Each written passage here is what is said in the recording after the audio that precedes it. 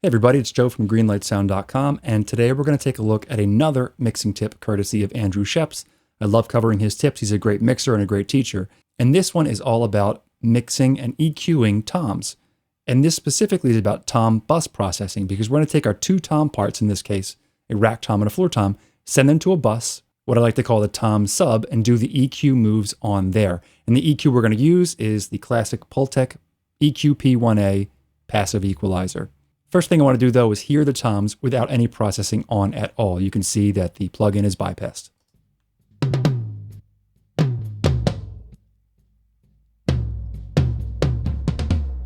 There we go. It's the basic idea.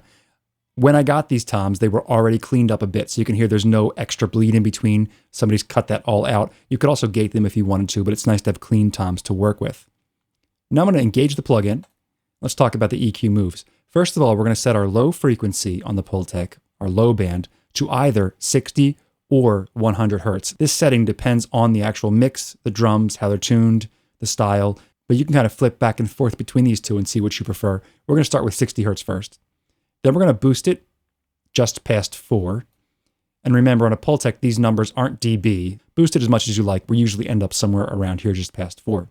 For the high frequencies, we're going to set this one at 5K.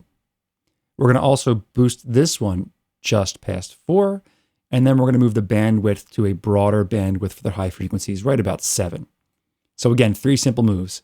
60 or 100 hertz, we'll start with 60, just past 4, 5K, just past 4, and the bandwidth of 7. And here's what we get with the PuigTec processing now.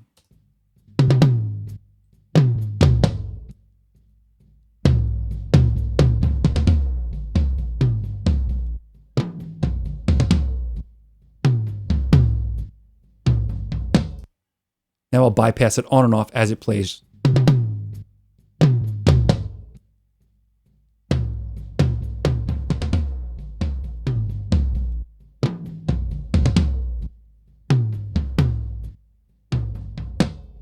You just get so much more body out of the drum. Now if I really isolate this one tom hit right here and bypass it on and off, you'll hear very clearly what it's doing.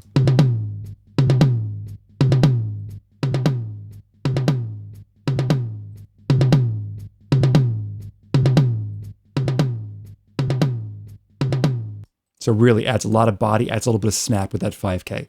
Let's say you're not on the UAD platform. That's what this one is, which is one of the best PuigTecs out there. Let's go with a different plugin, one that can be often had for $29, and that is the Waves version, the PuigTec EQ-P1A, again, a PuigTec. Let's do the same thing. Let's go to 60 hertz, just past 4, 5K on the high band, just past 4, the bandwidth around 7, bring down the gain a tiny bit, so we kind of try to level match a little bit. Same thing, here it is with it engaged. And bypassed. I'm not getting quite as much out of the bottom end, so I'm going to boost it a little bit more on this plugin.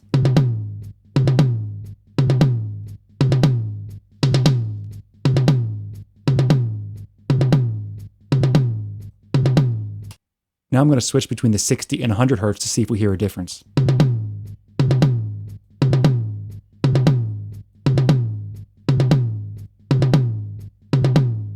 Definitely prefer it at 60. Let's go back to the UAD version and do the same thing. Flip between 60 and 100 hertz.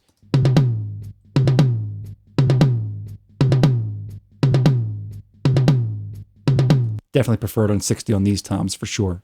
So there we have it, a really simple way to add some body and snap to your toms by doing some subgroup processing, some bus processing on the toms part. And you don't have to use the Waves or the UAD version. I prefer the UAD version, but there's a ton of different PuigTecs out there. And 3 simple moves can get you big tom parts, a 60 or 100 hertz boost, a 5K boost, and setting that bandwidth at 7. All courtesy of Andrew Scheps. If you have any questions or comments, let me know in the comment section down below. Don't forget to subscribe if you haven't done so already, so we can keep you in the loop as to what's coming up next, and I'll see you in the next one.